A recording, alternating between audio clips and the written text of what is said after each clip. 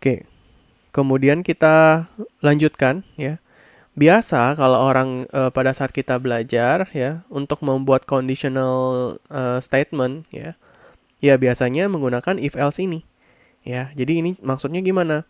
Jadi apakah ya, apakah A lebih besar dari B? Kalau dia true ya, dia bakal jalanin perintah ini. Ini kalau dia true. Oke. Sedangkan kalau dia false, maka dijalankan yang else-nya. Maksudnya true dan false yang mana? Kalau si ini kondisi. Ini namanya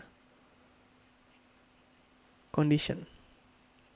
Jadi selama dia satisfy conditionnya, selama conditionnya true, ya dia bakal jalanin yang X sama dengan A. Tapi kalau dia false, dia bakal jalanin yang X set ya, set sama dengan B. Nah, kan ini cukup panjang ya teman-teman ya. Nah, biasanya kalau orang yang udah lebih sering programming ya, kalau udah terbiasa, ada yang namanya ternary ya. Ternary operator. Ya, dia memakai simbol ya, tanda tanya ya dan titik dua. Contohnya seperti ini ya. Nah, apa yang dituliskan di atas ini, teman-teman, ya, apa yang dituliskan di atas ini ya, ini sama dengan apa yang ada di sini. Oke. Z sama dengan ya, jika A lebih besar dari B, maka yang dijalankan Z sama dengan A. Kalau enggak, Z sama dengan B. Ya, itu cara bacanya.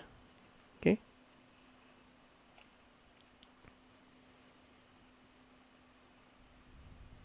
Oke. Di sini ya, ada contoh ya, masih ingat ya? Main ini karena dia adalah main function. Ini adalah main function.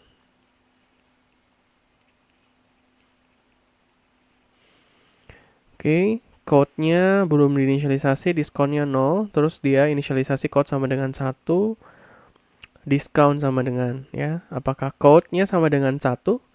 Iya, code-nya sama dengan 1 true. Makanya 30 itu sama dengan discount. Oke, di sini pasti adalah 30. Oke, dan seterusnya ya. Lanjut, kita belajar mengenai logical operator ya.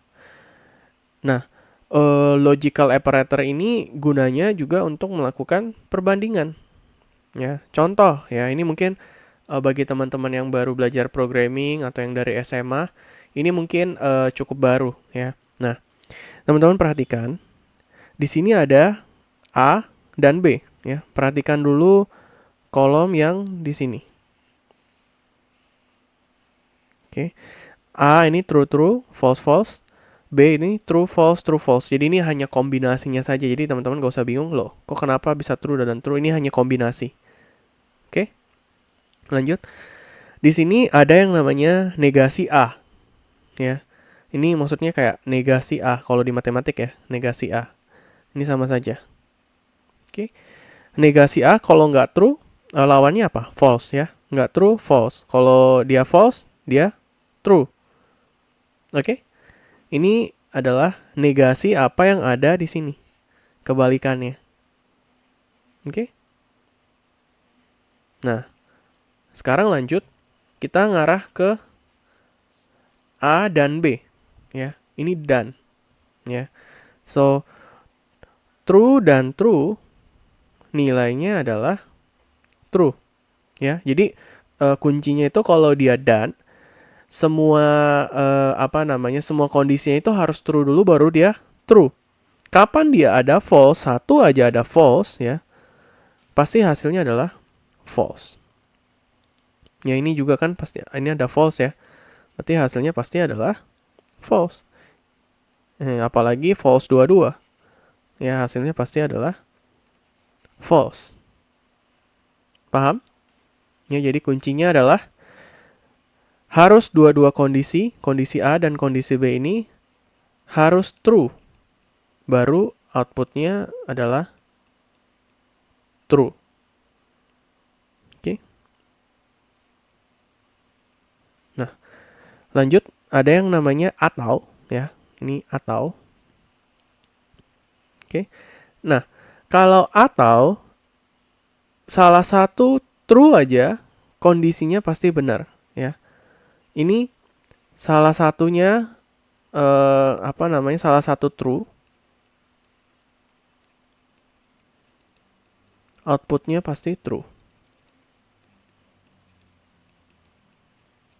Oke. Nah, kalau dilihat true atau true, ya karena salah satunya true ya pasti jawabannya adalah true. True atau false, karena dia salah satu true aja, hasilnya adalah true. False atau true, dia salah satu true, pasti dia true. Nah, di sini false atau false dia nggak punya true. Ya. Jadi hasilnya adalah false.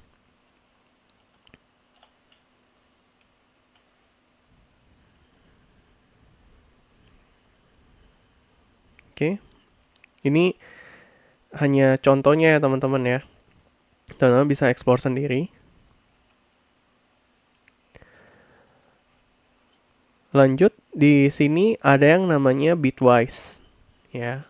Ada yang namanya bitwise operator yang dimana pada saat kita mengolah nilainya itu melibatkan binary number.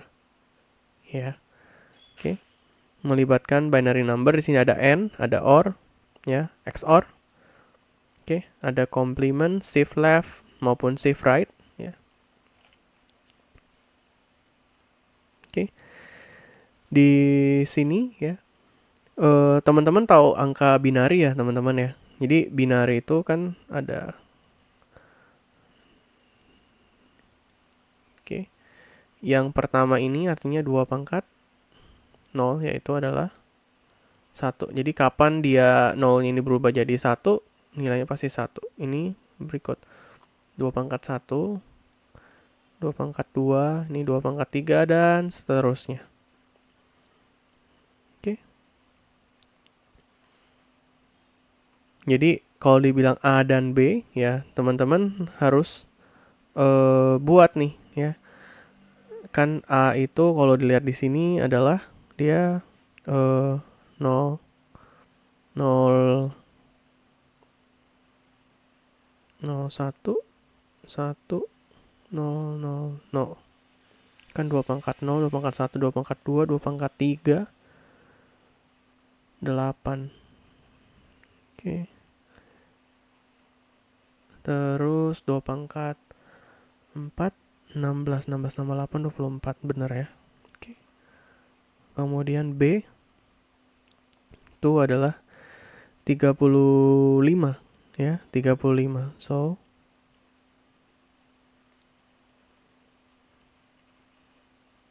kalau dia bilang dan ya kita tinggal dan. Masih ingat ya, kalau dan itu artinya harus dua-duanya true ya. 0 dan 1, false dan true, dia adalah false, false, false. Ini apa lagi? False. Semuanya false. Ya, makanya value C-nya adalah 0. Oke. Kalau misalkan dia teman-teman mau jadikan dia atau ya. Atau itu teman-teman tinggal buat, saya tandain dengan warna biru ya. Jadi kalau kita pakai atau ya. Di sini berarti salah satunya true ya, dia pasti true. Ini true, true, false, true, true, true, false, false. Oke. Berarti ini 2 pangkat 0 yaitu 1. Ya. 1. 2 pangkat 1 2. 2 pangkat 2, 2 pangkat 3, 2 pangkat 3-nya 8. Terus ditambah 2 pangkat 4-nya itu 16. Dan 2 pangkat 5-nya itu 32. ya. Oke. 32 ya. 32 ditambah dengan 16 yaitu 48. 48 ditambah 8 56, 56 tambah 3 59 ya. Makanya hasilnya adalah 59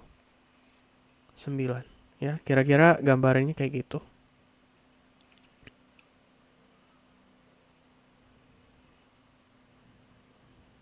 Oke. Nah, ini adalah XOR ya. XOR ini agak berbeda nih teman-teman ya. Nah, XOR ini teman-teman, tugasnya teman-teman sekarang adalah cari tahu ya. Kan sebelumnya saya udah jelaskan ya mengenai dan, atau. Nah, sekarang tugasnya teman-teman coba buatkan gimana cara menggunakan XOR ini dan kenapa hasilnya bisa menjadi 102. Oke. Itu tugas teman-teman. Oke, kita lanjutkan. Nah, di sini ada yang namanya bitwise ya. Bitwise ini artinya binarinya ini di shifting ya. Kalau B ya, di sini kalau dilihat B shifting 3 kali ya. Kita bakal pindahin posisinya itu ke kanan sebanyak 3 kali ya. Makanya teman-teman perhatikan ya. Ini dia benar-benar berpindah ya teman-teman ya.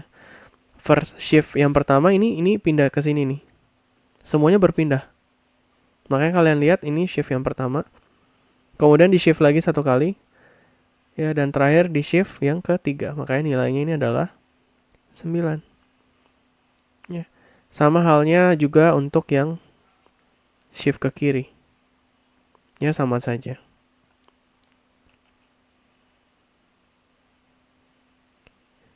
Nah, ini mengenai pointer ya.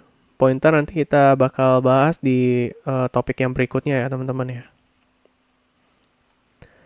Nah, di sini itu ada istilah yang namanya precedence ya. Precedence itu ibaratnya itu order berdasarkan priority. Contoh, kalau misalkan kita punya perkalian dan penjumlahan, precedence mana yang lebih kuat? Ya, yang lebih kuat, yang lebih tinggi itu adalah perkalian yang lebih dulu dikerjakan. Oke. Kemudian di sini ada asosiatif. Ya, asosiatif ini mendeskripsikan order yang mana lebih dulu operator itu mengerjakan. Ya, order mana yang sebuah operator harus dikerjakan dulu. Ya, dari kiri ke kanan. Ya, ya, apakah dari kiri atau dari kanan? Oke, ini tabel-tabel dari precedence-nya ya teman-teman ya.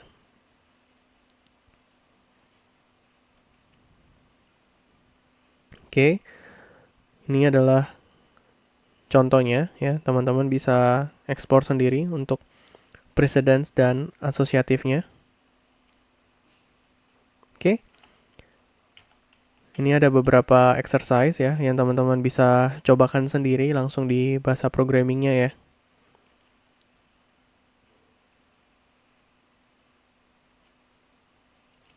Oke, saya rasa sekian untuk topik kali ini. Sampai ketemu lagi di topik yang mendatang.